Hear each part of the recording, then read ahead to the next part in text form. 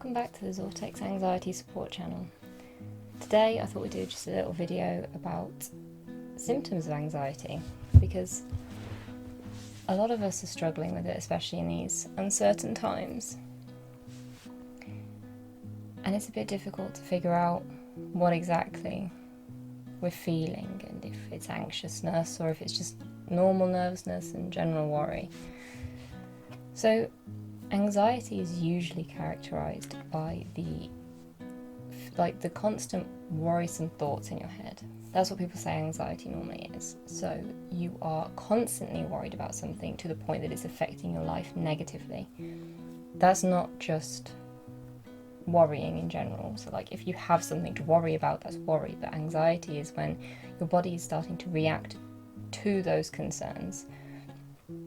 Anxiety is basically a fight or flight response, and that's why you can feel so uncomfortable when you're anxious. And it differs from person to person. Everybody has it. Everybody will experience anxiety at some point. It's just evolution. The difference is there are people who will struggle with it when there's no reason to be anxious, and there are people who will have such severe symptoms that they can't live their lives normally. And that's one of the biggest issues with anxiety, that it can be so debilitating, and yet it's a term that's thrown around all the time. I'm feeling a bit anxious, or I'm anxious about going to this party tonight. Now that can mean I'm a little bit nervous about going to this party tonight, or it can mean I physically cannot go to this party. So think of stage fright, right? You have people who are super confident on stage. You have people who are a little bit nervous, but they're still okay. And then you have people that will throw up on stage, right? That's kind of anxiety. You just can't actually say how severe it is for somebody. There's just no real way of saying anxiety is suffering on this level. It's different for everybody. So there are common symptoms, and they're kind of indicators. So the first one is a racing heartbeat. A lot of people who experience anxiety attacks or panic attacks actually think that they're having a heart attack, because their heart just starts to beat so fast, their chest tightens. I mean, you can imagine how severe that is if somebody actually thinks they are dying because of how bad it is. So that's one kind of common thing, that your heart starts to beat faster and faster, and that makes sense, because if you think, again, it's that fight or flight response, you need more blood pumping to your muscles so that you can actually run away or fight, right? So you need more oxygen in your body, so your heart's working faster. One of the other things as well is then nausea. And actually, if we tie in stomach problems with nausea, because it's kind of said that your stomach is like your second brain, right? It's very intricately intertwined with your nervous system. So actually, that's why so many people who struggle with anxiety, they can't tell, does it start from their stomach and then that makes them anxious, or is their stomach reacting because they're anxious? So that's kind of a catch-22 problem. But yeah, stomach. So you can feel really, really sick because your stomach gets tense. You can't really process food because, again, imagine that you are trying to run away from a lion, right? The last thing you will be thinking about in that moment is, I could do with eating. So parts of your body they'll suddenly spasm up, and they're ready for you to do whatever you need to do. Now, the issue is with anxiety disorders in particular is that you're anxious when there's no need to be anxious. So imagine that you are sat in a classroom. Then you will feel that need to run away, and that's when your stomach will react as if you need to run away. So if you think a typical lecture is like an hour long, you will be sat without feeling for an hour. That's when it becomes a real serious problem. So, again, speaking about the tense stomach and the nausea, that can be for some people just a feeling, like they feel really sick. But for other people, it can escalate to the point where they are physically sick. There was this story that I read once that this person couldn't leave their house within a certain perimeter because if they did, they would throw up so violently that they would start throwing up blood, and then they would have to go to hospital. So you would think that that person again is dying, but it's just anxiety, and it's anxiety reacting on a level that isn't normal. You know, that's when it's a disability, because you cannot live your life normally. Some of the other physical symptoms is excessive sweating because you're nervous. There's also a kind of theory that you sweat more or when you're anxious, you sweat in a certain way that other people would be able to pick up that it's anxious sweat. I don't know how true this is something that I read online, but it makes sense in a way, because it's alerting to other people that there is a threat. It's just, again, there normally isn't in these days. There isn't a physical threat that people need to be aware of.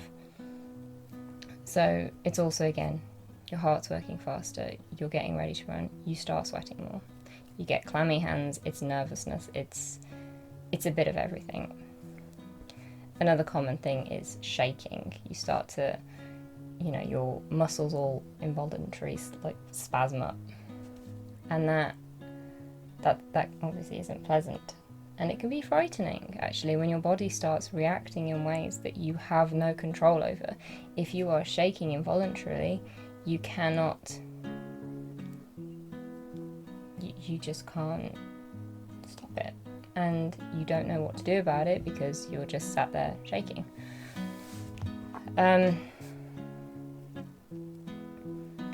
One of the other things, again, if we go back to your stomach, is actually it will start to hurt after a long period of time because of it being so tense. And that goes for all your muscles, actually, as well.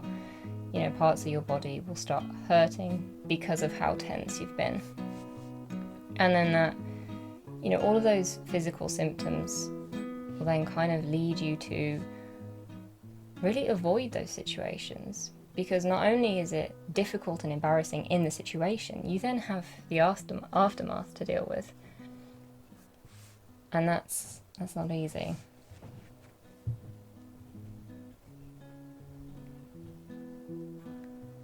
So one of the common things, the mental side effects, they're racing thoughts. Because that goes back to what we were saying at the very start about worrying a lot. And when you're anxious or experiencing an anxiety attack, your brain or your subconscious is trying to analyze your entire surroundings. They're trying to see what's going to get you, what's the problem, can you get away from it, are you going to have to fight something, that kind of thing. And you almost lose that sense of peace and calm.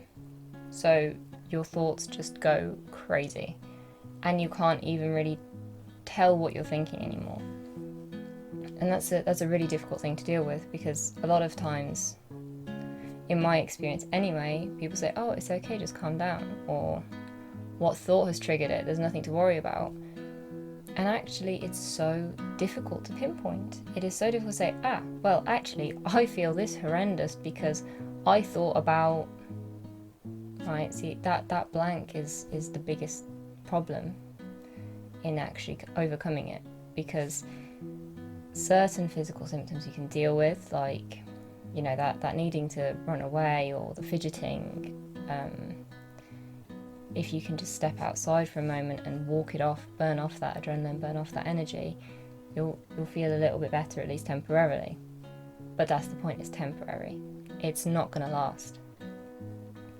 And I think that's a pretty tough thing to deal with. So, you kind of have to go backwards to think, well, why is this reaction happening? What am I noticing? Or what am I thinking that is triggering this horrible reaction? And then when you understand it a bit better, and when you can maybe see what exactly is triggering it, then you can start to overcome it a bit with exposure plans. So yeah, I think that basically covers all the symptoms. Obviously, again, as I said, people have different symptoms. Be sure to let me know down in the comments what your experience of it is, or what symptoms you know that I've missed out, because I think it's important that we all share with each other our experiences and what it can feel like, so that if somebody else is experiencing something that they don't know what it is, and it might be anxiety, that they can look into it further and find a way to deal with it. Not just say, well, there's something wrong with me, I can't live life normally, I'm just going to have to hide from everything and hope that I survive, kind of thing. So yeah, hopefully that kind of covers enough. And join me next time. Be sure to subscribe and leave a like if you liked it. See you next time.